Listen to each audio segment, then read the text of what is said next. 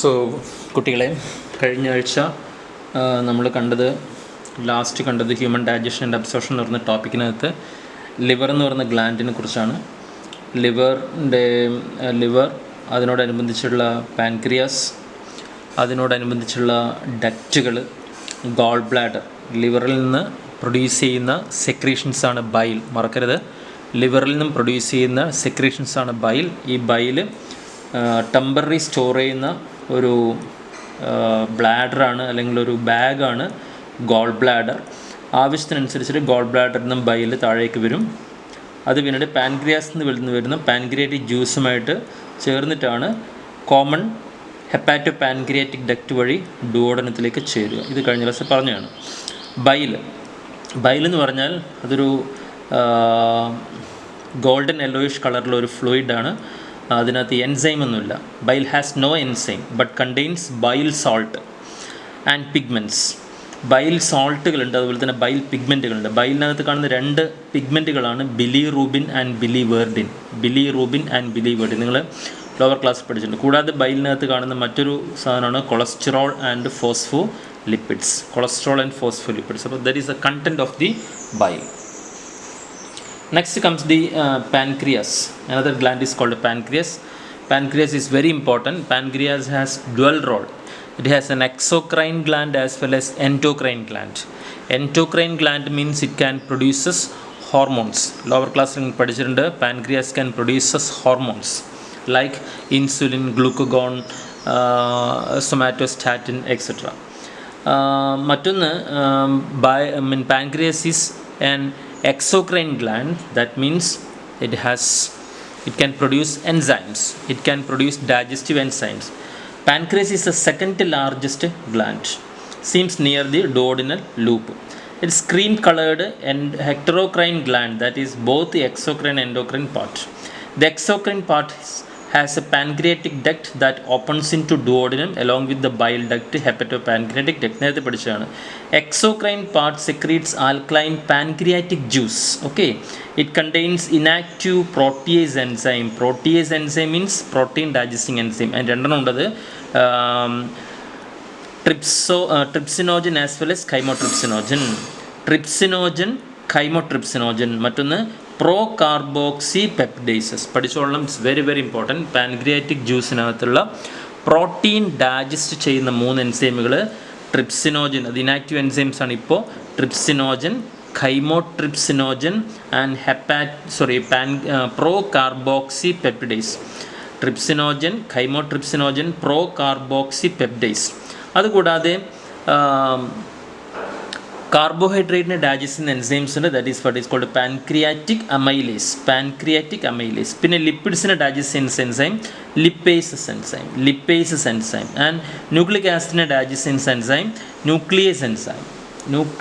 ഇത്രയും എൻസൈമുകൾ പ്രൊഡ്യൂസ് ചെയ്യുന്ന വളരെ ഇമ്പോർട്ടൻ്റ് ആയിട്ടുള്ള ഒരു ഓർഗനാണ് പാൻക്രിയാസ്. അപ്പോൾ പാൻക്രിയാസ് ഇല്ലാണ്ടായി കഴിഞ്ഞാൽ എന്താ സംഭവിക്കുക എന്നാൽ, പാൻക്രിയാസിന് ക്യാൻസർ ബാധിച്ചു കഴിഞ്ഞാൽ എന്തൊക്കെയാണ് സംഭവിക്കുക നമുക്ക് ഊഹിക്കാവുന്നുള്ളൂ. That will affect the protein digestion, carbohydrate digestion as well as lipids as well as nucleic acid digestion, and also it will affect endocrine systems. Okay,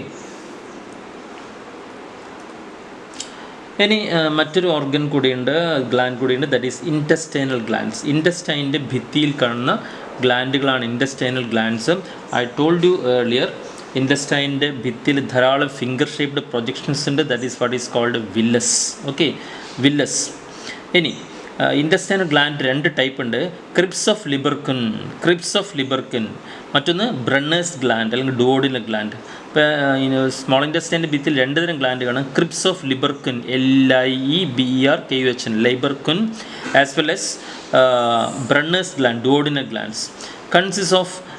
അപ്പോൾ Cripps consist of mucus secreting goblet cells. ഈ goblet സെൽസിന് പ്രത്യേകതയുണ്ട്.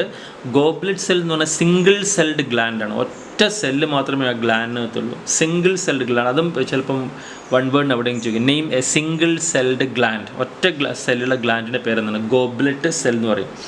അതുപോലെ തന്നെ enzyme secreting Paneth cells. ഇനി ബ്രണ്ണേഴ്സ് അല്ലെങ്കിൽ duodenal gland confined to submucous of the duodenum secretes mucus only. ഈ Brunner's gland produce ചെയ്യുന്നത് mucus മാത്രമാണ്. ഓക്കെ. ഇൻറ്റസ്റ്റൈനൽ ഗ്ലാൻഡ്സിൽ കുറേ എൻസൈംസ് ഉണ്ട്. ആൽക്കലൈൻ ഗ്ലാൻഡാണ് intestinal juice. Intestinal gland produce ചെയ്യുന്ന ജ്യൂസിനെ ഇൻറ്റസ്റ്റൈനൽ ജ്യൂസ് അല്ലെങ്കിൽ സക്കസ് എൻറ്ററിക്കസ് എന്ന് പറയും. ഇൻറ്റസ്റ്റൈനൽ ജ്യൂസിന് എന്താ വിളിക്കുക? Scientifically succus entericus. It consist many enzymes. അത് പഠിക്കണം. കാർബോഹൈഡ്രേറ്റിനെ ഡൈജസ്റ്റ് ചെയ്യുന്ന മാൾട്ടേസ്, ലാക്ടേസ്, സുക്രേസ് പോലുള്ള എൻസൈമുകൾ. ഇത് മൂന്നും കാർബോഹൈഡ്രേറ്റിനെ ഡൈജസ്റ്റ് ചെയ്യുന്ന എൻസൈമാണ്. Maltase, lactase, സുക്രേസ്. ഇനി പ്രോട്ടീനെ ഡൈജസ്റ്റ് ചെയ്യുന്ന എൻസൈംസ് ആണ് ഡൈപെപ്റ്റിഡേസ് എന്ന് പറയും. ഡൈപെപ്റ്റിഡേസ്. ലിപ്പിഡ്സിനെ ഡൈജസ്റ്റ് ചെയ്യുന്ന എൻസൈം ലിപ്പേസ്. ന്യൂക്ലിക് ആസിഡിനെ ഡൈജസ്റ്റ് ചെയ്യുന്ന എൻസൈം ന്യൂക്ലിയോടൈഡേസ്, ന്യൂക്ലിയോസൈഡേസ് പോലുള്ള എൻസൈമുകൾ. ഓക്കെ. അതുകൂടാതെ bicarbonate and mucus also there in the intestinal juice. അപ്പോൾ ഇൻറ്റസ്റ്റൈനൽ ജ്യൂസിനകത്ത് കാണപ്പെടുന്ന എൻസൈംസുകൾ ഏതൊക്കെയാണ്? അവിടെയാണ് നമുക്ക് ഫോക്കസ് ചെയ്ത് പഠിക്കേണ്ടത്. എൻസൈമുകൾ ഏതൊക്കെയാണ്? എൻസൈമുകൾ ഒന്ന് പ്രോട്ടീനെ ഡൈജസ്റ്റ് ചെയ്യുന്ന എൻസൈമുകളുണ്ട്. അതുപോലെ തന്നെ കാർബോഹൈഡ്രേറ്റിനെയും ലിപ്പിഡ്സിനെയും ന്യൂക്ലിക് ആസിഡിനെയൊക്കെ ഡൈജസ്റ്റ് ചെയ്യുന്ന എൻസൈമുകൾ. അവയുടെയൊക്കെ പേര് സെപ്പറേറ്റ് ആയിട്ട് ഉരുവിട്ട് എഴുതി പഠിച്ചോണം. Okay. That is the digestive system. അപ്പോൾ ഡൈജസ്റ്റീവ് സിസ്റ്റം പഠിച്ചു കഴിഞ്ഞാൽ പിന്നെ നമ്മൾ എന്താ ചെയ്യേണ്ടത്? ഡൈജഷൻ ഓഫ് ഫുഡാണ് പഠിക്കേണ്ടത്. That is the main another aspects of this chapter, digestion of food. Digestion of ഫുഡിൽ നമ്മളിവിടെ 3 തരം ഫുഡിൻ്റെ ഡൈജഷനെ കുറിച്ചാണ് ഫോക്കസ് ചെയ്യുന്നത്. ഒന്ന് ഡെഫിനറ്റ്ലി കാർബോഹൈഡ്രേറ്റ് ഫുഡിൻ്റെ ഡൈജഷൻ, മറ്റൊന്ന് പ്രോട്ടീൻ ഫുഡിൻ്റെ ഡൈജഷൻ, മറ്റൊന്ന് ലിപ്പിഡ് ഫുഡിൻ്റെ ഡൈജഷൻ. ഇനി ഡൈജഷൻ എന്ന് പറഞ്ഞാൽ ശരിക്കും എന്താ? Digestion is the conversion of complex insoluble food materials into simple absorbable form. Complex ആയിട്ടുള്ള ഫുഡിനെ ചെറിയ കഷ്ണങ്ങളാക്കിയിട്ട് സെൽസിലേക്ക് വലിച്ചെടുക്കുന്ന, രക്തത്തിലേക്ക് വലിച്ചെടുക്കുന്ന പാകത്തിലേക്ക് ആക്കി മാറ്റുക. It includes mechanical process such as digestion. എന്തൊക്കെ പ്രോസസ് ഉണ്ട്? മാസ്റ്റിക്കേഷൻ എന്ന് പറഞ്ഞാൽ ചൂയിങ്, പല്ലുകൾ ഉപയോഗിച്ചിട്ട് ചവച്ചെടുക്കുക. ഡിഗ്ലൂട്ടീഷൻ എന്ന് പറഞ്ഞാൽ സോളോയിങ്, വിഴുങ്ങുക. ദെൻ പെരിസ്റ്റാൾസിസ് എന്ന് പറഞ്ഞാൽ നമ്മുടെ ഈസോഫാഗസിലൂടെയും മറ്റും ഫുഡ് ഇങ്ങനെ വളരെ സാവധാനത്തിൽ വേവി മൂവ്മെൻറ്റിലൂടെ താഴേക്ക് ഇറങ്ങുക. Wave like movement of the food bolus through the gut by muscular contraction. Bolus എന്ന് പറഞ്ഞാൽ നമ്മൾ വായിൽ നിന്ന് ഇറക്കുന്ന ഗോളാകൃതിയുള്ള ഫുഡ് ഐറ്റംസ്. ഓക്കെ. നാവ് കൊണ്ട് ചവച്ചരച്ച് നാവ് കൊണ്ട് അതിന് ഉരുട്ടി ഗോളങ്ങളാക്കിയിട്ടാണ് നമ്മൾ ഇറക്കുക. Gut means intestine, alimentary canal by muscular contraction. Okay. That is what is called peristalsis. Okay. Digestion in buccal cavity. ഇനി വായക്കകത്ത് വെച്ച് നടക്കുന്ന ഡൈജഷൻ, നമുക്ക് 3 സ്ഥലത്ത് വെച്ചാണ് ഡൈജഷൻ കാര്യമായിട്ട് നടക്കുക. ഒന്ന് വായക്കകത്ത് വെച്ച് ഡൈജഷൻ നടക്കും, that is what is called buccal digestion. പിന്നെ ഇൻറ്റസ്റ്റൈനിൽ വെച്ചിട്ട് സ്റ്റൊമക്കിൽ വെച്ചിട്ട് ഡൈജഷൻ നടക്കും. സ്റ്റൊമക്കിൽ വെച്ചിട്ട് നടക്കുന്ന ഡൈജഷനെ ഗ്യാസ്ട്രിക് ഡൈജഷൻ പറയും. പിന്നെ ഇൻറ്റസ്റ്റൈനിൽ വെച്ചിട്ടാണ് ഡൈജഷൻ നടക്കുക, ദാറ്റ് ഈസ് ഇൻറ്റസ്റ്റൈനൽ ഡൈജഷൻ.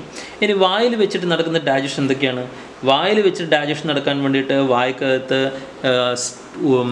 സലൈവയിൽ ഒരു തരം എൻസൈംസ് മാത്രമേ ഉള്ളൂ, ദാറ്റ് ഈസ് ടയലിൻ അല്ലെങ്കിൽ സലൈവറി അമൈലേസ്. സലൈവറി അമൈൻസ് എന്താ ചെയ്യുക? വായിലേക്ക് എത്തുന്ന ഫുഡിലെ starch is a polysaccharide, biomolecules പഠിച്ചിട്ടുണ്ട്. അതിനെന്താക്കി മാറ്റും?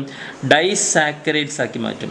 About 30% of the starch is digested by ptyalin. ഇതിനെന്താ വിളിക്കുക? Ptyalin. Ptyalin is the salivary അമൈലേസിൻ്റെ മറ്റൊരു പേര്. അപ്പോൾ സ്റ്റാർച്ച്, അതിൻ്റെ മുകളിലേക്ക് സലൈവറി അമൈലേസ് അല്ലെങ്കിൽ ടയലിൻ ആക്ട് ചെയ്യും. അതിൻ്റെ pH 6.8 ആണ്. ഇതെന്താക്കി മാറ്റും? Maltose plus isomaltose plus limit dextrin. നമുക്കിവിടെ ഏറ്റവും ആവശ്യം മാൾട്ടോസ് എന്ന സാധനമാണ്. Starch is converted to maltose എന്ന് പറഞ്ഞാൽ മതി. Starch is converted to maltose. Only 30% of the starch is converted in to maltose at mouth. എന്തുകൊണ്ടാണ്? ഒന്ന്, വായ്ക്കകത്ത് വെച്ചിട്ട് ഫുഡ് വളരെ കുറച്ച് സമയം മാത്രമേ നിൽക്കുന്നുള്ളൂ. പിന്നെ മാൾട്ടോസ് ഒരു വീക്ക് എൻസൈംസ് കൂടിയാണ്. ദെൻ സ്റ്റൊമക്കിൻ്റെ ഡൈജഷനെ ഗ്യാസ്ട്രിക് ഡൈജഷൻ എന്ന് പറയും. Stomach stores food for 4 to 5 hours, 4 മുതൽ 5 മണിക്കൂർ വരെ ആമാശയത്തിൽ ഫുഡ് കിടക്കും. ഇപ്പോൾ നിങ്ങൾ രാവിലെ 8 മണിക്ക് ഫുഡ് കഴിച്ച് കഴിഞ്ഞാൽ 9, 10, 11, 12 മണി വരെ അല്ലെങ്കിൽ 1 മണി വരെ ഫുഡ് സ്റ്റൊമക്കിൽ ഉണ്ടാവും. It is mixed with gastric juice by churning movement. ഇപ്പോൾ ഗ്യാസ്ട്രിക് ജ്യൂസ് ഉണ്ട്, 1.5-2 ലിറ്ററോളം ഗ്യാസ്ട്രിക് ജ്യൂസ് പ്രൊഡ്യൂസ് ചെയ്യുന്നു പറഞ്ഞു സ്റ്റൊമക്ക്. അതിനകത്താണ് എൻസൈംസും ഒക്കെ ഉള്ളത്. അതുമായിട്ട് ഫുഡ് മിക്സ് ചെയ്യും, വായിൽ നിന്ന് അരച്ച് വരുന്ന ഫുഡ് മിക്സ് ചെയ്യും. ആ പ്രോസസ്സിനെ വിളിക്കുന്നവരാണ് churning movement. And it is converted in to acidic pasty forms. അങ്ങനെ സ്റ്റൊമക്കിന് എത്തിച്ചിട്ട് 3-4 മണിക്കൂർ കൊണ്ട് ഫുഡ് മുഴുവനും സ്റ്റൊമക്കിൻ്റെ ഭിത്തിയിലെ മാംസപേശികളുടെ സഹായത്താൽ ചേർണിങ്, അതുപോലെ തന്നെ എൻസൈമിൻ്റെ സഹായത്താൽ ആ ഫുഡിനെ മുഴുവൻ ഡൈജസ്റ്റ് ചെയ്തിട്ട് അതൊരു ആസിഡിക് പേസ്റ്റായിട്ട് മാറും. ആ ആസിഡിക് പേസ്റ്റ് ഫോം ഓഫ് ഫുഡിനെ വിളിക്കുന്നത് വിളിക്കുന്നത്, ഇവർ ഖൈം എന്നാണ് വിളിക്കുക. Acidic pasty form chyme. ഒരു 3-4 മണിക്കൂർ കഴിയുമ്പോൾ നമ്മൾ കഴിച്ച ഏത് ഫുഡും സ്റ്റൊമക്കിൽ എന്തായിട്ടും ഒരു ആസിഡിക് പേസ്റ്റ് പോലത്തെ ഒരു സാധനമായിട്ട് മാറും. That is what is Chaim. Okay, ഇനി സ്റ്റൊമക്കിനകത്ത് വെച്ച് നടക്കുന്ന എൻസൈമാറ്റിക് ആക്ടിവിറ്റി എന്തൊക്കെയാണ് നമുക്ക് നോക്കാം. സ്റ്റൊമക്കിനകത്തുള്ള പ്രധാനപ്പെട്ട ഒരു എൻസൈമാണ്, ഇനാക്റ്റീവ് എൻസൈമാണ് പെപ്സിനോജൻ.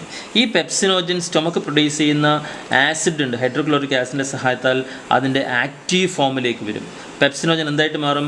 പെപ്സിനായിട്ട് മാറും. പെപ്സിൻ എന്താ? അതൊരു പ്രോട്ടീൻ ഡൈജസ്റ്റിംഗ് എൻസൈമാണ്. ഈ പെപ്സിൻ എന്ത് ചെയ്യുന്നു? പ്രോട്ടീൻ എന്ന് പറയുന്ന ഫുഡിൻ്റെ മുകളിൽ ആക്ട് ചെയ്യും. പ്രോട്ടീൻ പെപ്റ്റിൻ്റെ ആക്ഷനിൽ പ്രോട്ടിയോസിസ് ആൻഡ് പെപ്റ്റോൺസ് ആയിട്ട് മാറും. പ്രോട്ടിയോസിസ് ആൻഡ് പെപ്റ്റോൺസ് അല്ലെങ്കിൽ peptides. Proteoses and peptones or peptides. അപ്പോൾ പ്രോട്ടീനെ പെപ്സിൻ ഡൈജസ്റ്റ് ചെയ്തിട്ട് പ്രോട്ടിയോസിസും പെപ്റ്റോൺസും ആയിട്ട് മാറും. അപ്പോൾ പ്രോട്ടീൻ എന്ന് പറഞ്ഞാൽ നിങ്ങൾ ബയോമോളിക്യൂൾസ് പഠിച്ചിട്ട് വലിയ അമിനോ ആസിഡ് ചെയിനാണ്. വലിയ അമിനോ ആസിഡ് ചെയിനെ പെപ്സിൻ എന്ന് പറയുന്ന എൻസൈം ഡൈജസ്റ്റ് ചെയ്തിട്ട് ചെറിയ അമിനോ ആസിഡ് ചെയിനുകളാക്കി മാറ്റും. അതിനെയാണ് പ്രോട്ടിയോസും പെപ്റ്റോൺസും എന്നൊക്കെ പറയുന്നത്. ഓക്കെ, ഇനി digestion of food in stomach. അതിൽ തന്നെ കുട്ടികളിൽ നടക്കുന്ന ചെറിയൊരു പ്രോസസ്സാണ്. കുട്ടികളിലും സ്റ്റൊമക്ക് ഡൈജഷൻ കാര്യമായിട്ട് നടക്കും. അത് കുട്ടികളിലെ കുട്ടികളിൽ ഫുഡ് ഡൈജഷൻ നടക്കാൻ സ്റ്റൊമക്കിനകത്ത് കാണുന്ന പ്രധാനപ്പെട്ട ഒരു എൻസൈമാണ് റെനിൻ. പക്ഷേ റെനിൻ പ്രോട്ടീൻ ഡൈജഷനെ സഹായിക്കുന്ന എൻസൈം അതിൻ്റെ ഇനാക്റ്റീവ് ഫോമിലാണ് പ്രൊഡ്യൂസ് ചെയ്യുക. ഇപ്പോൾ റെനിൻ എന്ന് പറയുന്ന എൻസൈമിൻ്റെ ഇനാക്റ്റീവ് ഫോമാണ് പ്രോറെനിൻ.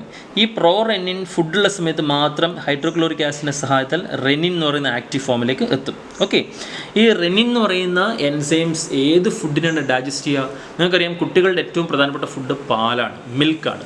ആ മിൽക്കിനകത്ത് കാണപ്പെടുന്ന പ്രധാനപ്പെട്ട ഒരു പ്രോട്ടീനാണ് കസീൻ, CASEIN. കസീൻ എന്ന് പറഞ്ഞ മിൽക്ക് പ്രോട്ടീൻ. ഈ മിൽക്ക് പ്രോട്ടീനെ റെനിൻ ആക്ട് ചെയ്ത്